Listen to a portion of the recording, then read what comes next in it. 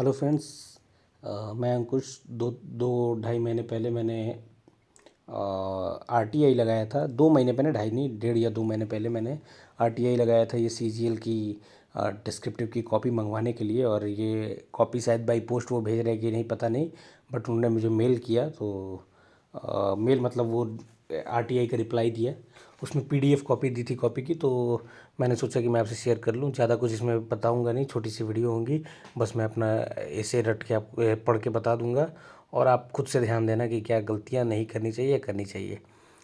ये देख सकते हैं मेरा मार्क्स जो है वो 32 मुझे ऐसे में मिला है, 33 मुझे लेटर में मिला है।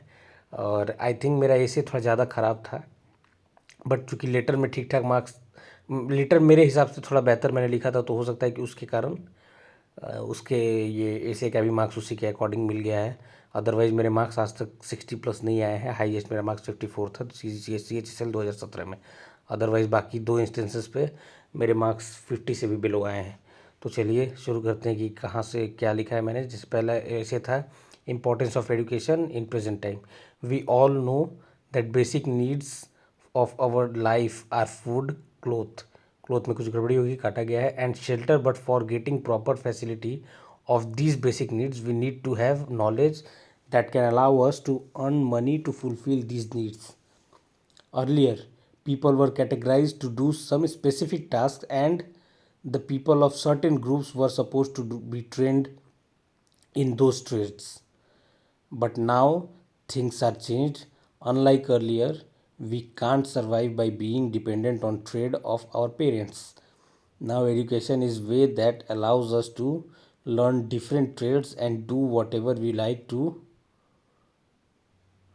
डू फॉर सर्वाइवल कह सकते हैं। ये मैंने यहाँ पे कुछ गड़बड़ी की है, जल्दी में किया होगा, हो सकता है। तो whatever we like to do for survival होना चाहिए, या we like to do to survive हो सकता है। तो यहाँ पे थोड़ी सी गड़बड़ है, तो उसको इग्नोर करके आगे बढ़ते हैं। द मॉडर्न वर्ल्ड इज़, तो यहाँ पे इसके लिए मार्किंग हो सकता है कटी हो या फिर जो भी है, देखते हैं। The modern world is upgrading day by day, and to cope up with modern society we also need to upgrade our selves होना चाहिए, आई थिंक। उस टाइम जो हीट ऑफ द मोमेंट में जो लिखा गया मैंने लिख दिया।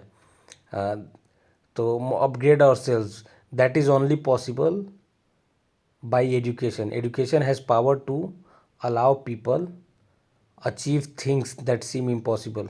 तो ये अचीव थिंग्स में क्या पता गोल किया हुआ है, क्यों किया हुआ है पता नहीं। Achieve things that seem impossible due to their social condition. We often see childs of a labor, a rickshaw puller, and और कुछ होगा यहाँ पे, इन्होंने स्कैन अच्छे से किया नहीं है। Getting jobs that improve their social status. In India people are being aware about the importance of education gradually. Every decade we see the improvement in India's literacy rate. Right now the literacy rate in India is around 65%, and Kerala is leading state in terms of literacy rate in India with almost 100% literacy rate. तो ये केरला के बारे में था। Government of India knows that to achieve the status of developed country from present status of developing country, the citizens of India need to be educated. Government is providing different facilities to allow children to come schools. Government has launched schemes like midday meal to achieve this purpose. In India, in 1986, government brought new education policy that mandated education for childs below 14 year age. अब यहाँ पे शायद मुझे लगा होगा कि words ज़्यादा हो गए हैं, तो मैं अचानक से ही मैंने कंक्लूड कर दिया। हो सकता है कि मैं ज़्यादा एलोबरेट करने जा रहा था, तो उसके बाद मैंने लिख दिया, we should also give our bit to society for awaring people about the importance of education. अब इसके बारे में बताना चाहूँगा कि मैंने पहले जब पेपर आया था तो मैंने पहले उसका ऐसे ये लेटर लिखा था। ऐसे मैंने बाद में लिखा था, क्योंकि ऐसे में चीज़ें मतलब मेरे को थोड़ा डिफ़िकल्ट लगता है ऐसे, और उसमें ज़्यादा लिखना रहता है, कहानी बना के ज़्यादा लिखनी रहती है, तो चीज़ें गलती भी होती है। देख रहे हैं कि मैंने कितना कट कुट किया है, ये शो करता है कि मैंने इसे बाद में लिखा है। जल्दी लिखने के कारण कई सारे वर्ड्स मैं दूसरा भी लिख दे रहा था। तो आगे बढ़ते हैं। देखते हैं चलिए।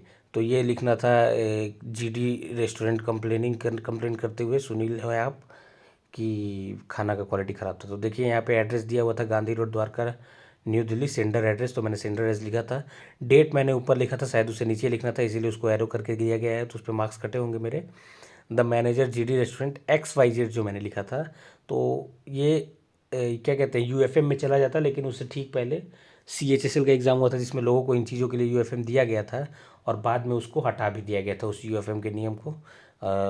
जब बच्चों ने कंप्लेन किया तो एक कमेटी बैठी और उसे हटा दिया गया, तो उसका बेनिफिट हमें भी मिला। सब्जेक्ट मैंने लिखा है complaining about poor service and the quality of food. ठीक है, अब मैंने ये लेटर कैसे लिखा है, sir I am regular visitor of your restaurant and I often take meal with my family there, but I want to brought your attention to my recent visit to your restaurant. I was very disappointed by the service and the quality of food provided there this time. The service was too late. मैंने गलती spelling लिखा है to का, service बस double O होगा to, ये एक mistake हुआ, लेट ये है, ठीक है। And on some instances waiter were not serving hygienically, the quality of food was poor too. The chapatis were not well cooked, and the gravy and curry served were also too dilute. These type of things degrade reputation of your well-known restaurant. So these things need to be checked. I hope you will pay attention to my suggestions and take action to better the service and quality of food, so that I can again visit to your restaurant. Thanking you your Sunil. I think ये उसके बाद कुछ लिखना था, इसलिए ऐसे किया गया है। तो जो भी है मार्क्स मेरे कटे होंगे। तो ये वीडियो बनाने का मेरा बस एक ही मकसद था कि मैं पहले भी बता चुका हूँ कि मेरी राइटिंग स्किल कोई बेहतर नहीं है, और भी चीज़ें बेहतर ना हो, लेकिन राइटिंग स्किल मुझे खुद पता है कि मेरी बेहतर नहीं है। इस हैंड राइटिंग आप देख के साथ समझ सकते हैं कि उतनी अच्छी नहीं है। तो बस ये वीडियो बनाने का यही था कि मैंने कैसे लिखा था, मैं आपको बताने के लिए बस। और ज़रूरी नहीं है कि जैसा मैंने लिखा है उस पर 65 मार्क्स मिले, हो सकता है लोगों को कम भी मिले हो सकता है लोगों को ज़्यादा, तो नहीं कह सकता, ज़्यादा मेरा ही है, इसने ऐसी राइटिंग है और ऐसे लैंग्वेज पे उतना ज़्यादा तो नहीं मिल सकता है। तो ये बस मैंने कुछ आपको एक आइडिया दिलाने के लिए मैंने ये शेयर किया। अगर आप पहली बार ऐसे वगैरह लिखेंगे तो आपको ऐसे ही पेपर आएगा, तो आपको ध्यान में रखना है कि कुछ भी चीज़ें अपने मन से नहीं लिखनी है, क्योंकि उस पर UFM हो सकता है। UFM इस बार XYZ पे मुझे नहीं दिया गया, हो सकता है इस साल दिया जाए, क्योंकि लास्ट साल वार्निंग के रूप में ही उसको छोड़ दिया गया था। तो मिलते हैं फिर, सी यू, बाय।